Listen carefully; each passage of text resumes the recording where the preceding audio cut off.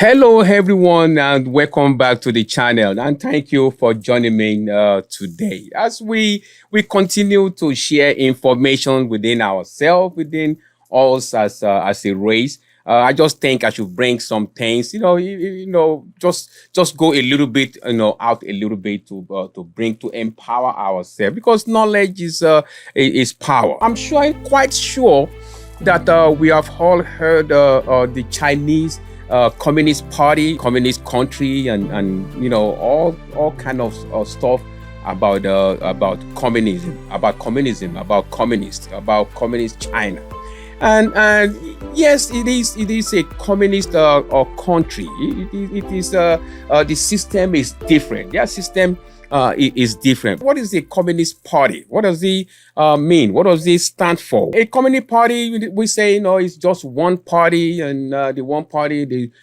switch and change within themselves, and they control all the resources and the all the power in the country is belongs to the ruling party, which is the Communist Party. So that is a communist, right? So if you look at communist China, which I happen to be opportune to be in China, so many times. I've been there quite a few times. At least in the last 20 years, I've been in China at least close to 20 times. It is a communist country because it stands for government higher control of things. But when it comes to economy, and this is where I think that we in the West, we are kind of overlooking some things. We are overlooking some things. We just label everything as communist. Okay, yeah, they are communist, no doubt about that. But if you look deep in there, in the system, their economy is not communist economy. Their economy is more or less like Western free economy. Here is close to it. It's like free economy. Half of their economy is controlled by the government. But do you ever think that the other half is owned by people, by citizens, by Chinese themselves? By people. They are owned by people. So you can buy and sell and own stuff. To tell you the truth, okay, this is my own personal opinion. That doesn't mean that is how it's always been there. I've never dealt with any government enterprise. Never. And like I said, I've been to China, quite a few times, close to 20 times. Okay, in the last 20 years. So I kind of did some things, walk around the whole country and traveled a lot in the whole country. And I'm saying with every enterprise that I've dealt with, none of it, not one, is government owned. They are private sector. They are all private enterprise. So the economy, the Chinese economy, seems to be a hybrid system. It seems to be a hybrid system. Hybrid car. They have the battery and they have gasoline. So hybrid. Combining two systems. So the Chinese system seems to be hybrid system, where 50% of the economy is controlled by the private sector, private citizen, the Chinese, and the other part is controlled by the government. But both sectors is now managed by the government, which means the government makes the rule, or let me say, the Communist Party, which is the government, makes the rule and regulation for this company, for all these companies. So if we keep, and that is why, we don't understand how they have been able to grow that fast and do things, because we are looking at them. It's supposed to be government. It's supposed to be boundaries and blockade of the government for free economy, for them to grow, for them to do things. No, that is actually not what it is.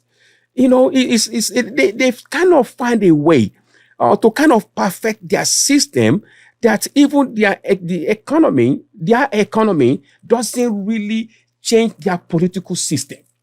Okay, it doesn't really change their political system, because in their political system, they include free enterprise.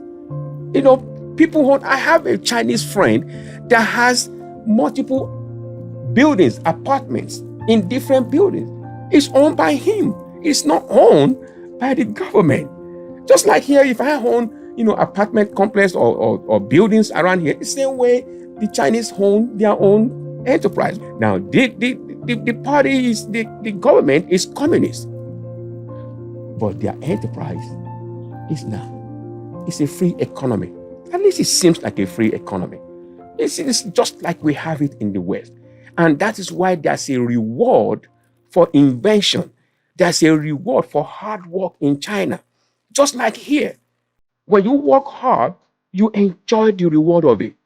When Chinese work hard, they enjoy the reward of it. That's why they can bring private Chinese person can bring millions and millions of dollars to the United States and own properties in the United States and go to Hong Kong and go to Australia and go to UK and own all this property because they enjoy the benefit, the reward of their hard labor, of what they work for. So I just think I should just kind of empower and share this thing with the family though, to let us know that you heard about the communists. It is the party and the government that is communist. It is, but the economy is a free economy. It's a private enterprise, and 50% of it, yes, might be of government enterprise. But I've never, as a private citizen, I've never dealt with government enterprise. I've never seen the government doing anything. I've never had any relationship or do. I can never even find something that is owned by the government. All the shop and the store and the market and the grocery store, it is owned by individuals. There are two different, way, and the Chinese have been able to do that, to separate their economy from the political system of the communist system. If this is your first time of watching one of our video, I would like you to subscribe to the channel, and I would like you to comment and share this video. Thank you once again. Thank you very much. Thank you for taking your time out. Until I see you in the next video, I say have a wonderful day.